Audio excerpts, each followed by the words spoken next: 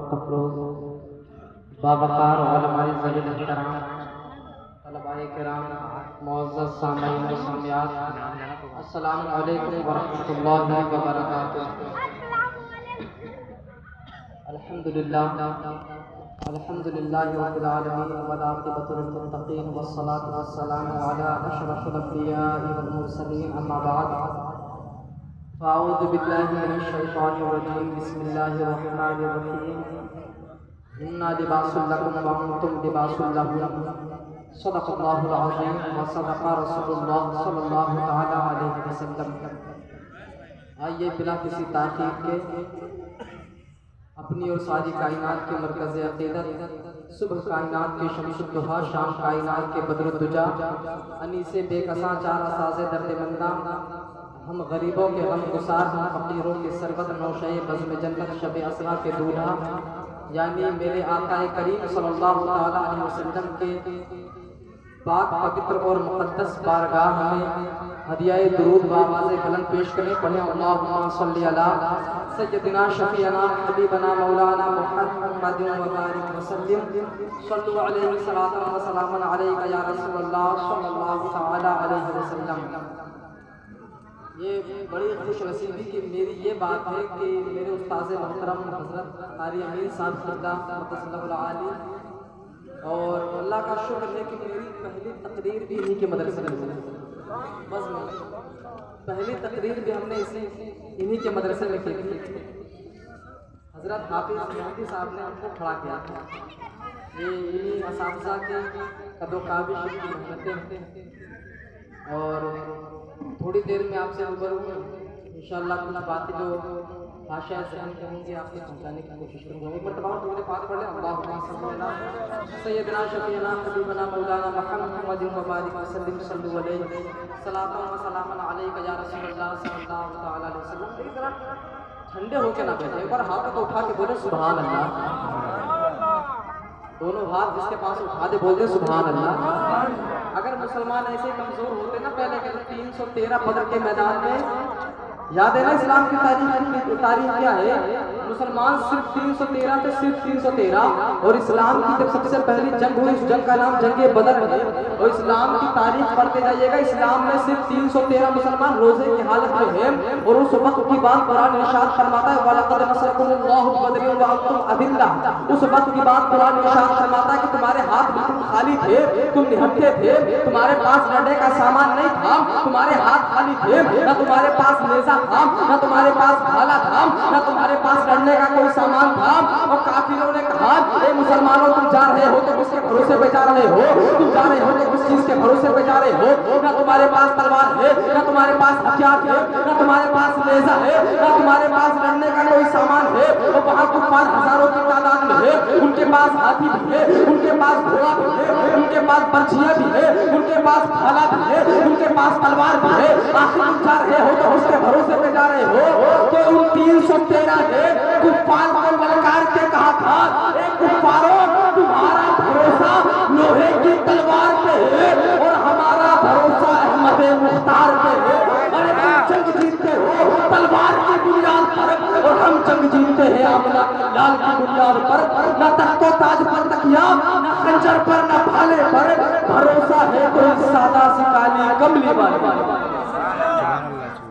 भरोसा है तो इस सादा सी काली कमली वाले पर। तो मेरे कहने का मकसद सिर्फ इतना सा है कि ठंडे ना पड़े, आप लोग थोड़ा जोश में रहें। अगर हज़रत अबू बकर सिद्दीक़ रज़ियल्लाहु ताला अन्हु का हिल्म मशहूर है इस्लाम में, तो हज़रत उमर का जोश भी मशहूर है। मोहब्बत से बोले सुभान अल्लाह।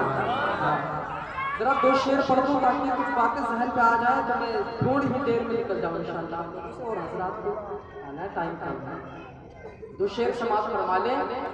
इज्जत नहीं वकार के रुतबा नहीं मिला, इज्जत नहीं वकार के रुतबा नहीं मिला, इज्जत नहीं वकार के रुतबा नहीं मिला।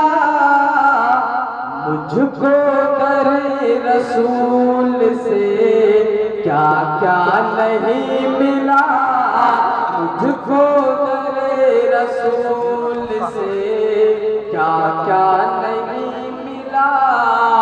और इस कायनात इश्क में अहमद रजा के बाद, इस कायनात इश्क में अहमद रजा के बाद, ऐसा नबी का चाहने वाला नहीं मिला, ऐसा नबी का चाहने वाला नहीं मिला।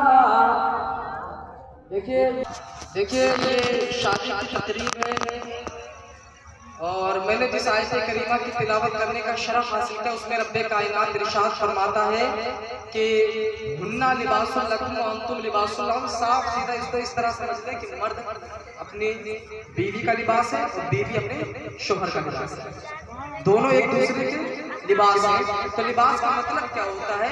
ऐबों को छुपा लेना। अब आपको नहीं पता कि मेरे बदन में कहाँ कैसा निशान है, कहाँ जख्म है, क्या है।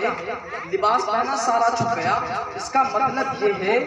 बातें तो बहुत सारी हो सकती है इसके अंदर, लेकिन कुछ बातें मैं आपको बताता हूँ। इसका साफ सीधा मतलब ये निकलता है कि औरत के अंदर जो ऐब है, कोई फरिश्ता नहीं होता और औरत को ज्यादा सीधी करेंगे तो टूट जाएगी, ज्यादा सीधी करने की कोशिश करेंगे तो उसको टूटना ही टूटना है, कुछ ना कुछ उसके अंदर सख्ती रहेगी, तो उसको तो बर्दाश्त करना पड़ेगा। और दूसरी बात, अपने घर के मामला बाहर शेयर नहीं करने होते। समझ रहे ना बात को? मैं बहुत जोशो खरोश के साथ भी बातें कर सकता हूँ, लेकिन आपके सर के ऊपर से निकल जाए फायदा कोई नहीं है। तो अल्लाह तबारक व तआला की बारगाह में दुआ करें कि अल्लाह रब्बुल इज्जत हर किसी को इस तरह जिंदगी गुजारने की तौफीक अता फरमाए जैसी जिंदगी मेरे नबी ने सैयदा आयशा ने गुजारी। ऐसी ही जिंदगी गुजारे जैसे सैयदा खदीजतुल कुबरा और मेरे आका की। और जहेज की लालच में निकाह नहीं करना भाई, समझ लेना, क्योंकि ये जहेज जो है ना यहाँ रखा रह जाएगा और हम कहाँ जाएंगे? कब्र में, इस्तेमाल नहीं कर पाएंगे। हाँ, एक चीज बताता हूँ मैं आपको, आप कितनी भी कोशिश कर ले, अगर हमने ये सोच लिया कि हमारा ये जहेज हम अपने चौक पे, चौराहों में, गलियों में, मोहल्लों में दिखाएंगे, हाँ मैं मानता हूँ तुम्हारा नाम हो जाएगा, 4 दिन के लिए तुम्हारा नाम जरूर होगा। किसने अपनी बेटी को बुलेट दे दिया है या इसके बेटे को बुलेट मिल गई है, लेकिन वो अगर वही बेटा 4 दिन के बाद वो बुलेट लेके निकलता है, लोग कहते थे कि ये वही बुलेट है जो इसको जहेज में मिली थी, इसके अंदर इतनी दम नहीं थी कि बुलेट ले सकता, इसलिए ये बुलेट जो मिली है किसी गरीब बाप की बेटी का खून चूस कर दी है। इसको जो बुलेट मिली है, इसको जो बाइक मिली है, इसको जो फर्नीचर मिला है, इसको जो तमाम चीजें इसके घर में डेकोरेशन मिली है, ये किसी गरीब बाप की बेटी के खून पसीने की कमाई है जो अपनी तरफ से देते हैं। उनके बारे में मैं कुछ नहीं कह रहा हूँ, लेकिन जो डिमांड करते हैं मैं उनसे कहता हूँ, हम मर जाएंगे, कब्र की मंजिल में चले जाएंगे, वहाँ ये बुलेट बचाने नहीं आएगी, कि वहाँ पे ये कार बचाने नहीं आएगी, ये दौलत बचाने नहीं आएगी। हाँ, अगर किसी गरीब की बेटी को लाते अपने घर में इज्जत से रख दिया और यहाँ गरीब की बेटी मुस्कुराती तो कब्र में आमला का लाल मुस्कुराने लगेगा। और खुदा की इज्जत की कसम, पूरी दुनिया वाले जहाँ पे साथ छोड़ देते हैं, कब्र में गए, अंधेरी रात है, कब्र में लिटा दिया गया, आसान दे के मुअज्जिन चला गया, सारे लोग चले गए, अब होता क्या है?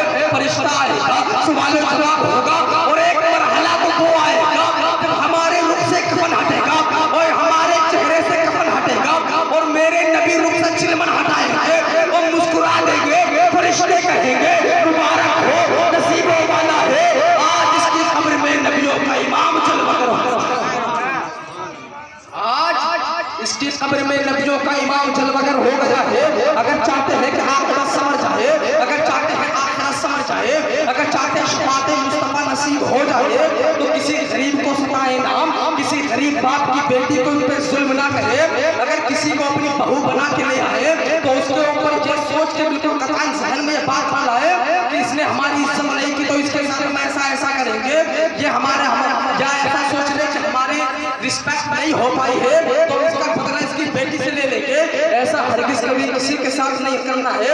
देखिए, जो किसी गरीब बाप की बेटी को खुश किसी गरीब बाप की बेटी को जो खुश रखता है, उससे कोई राजी हो ना हो, इंशाअल्लाह अर्श का रब जरूर राजी। समझ रहे ना?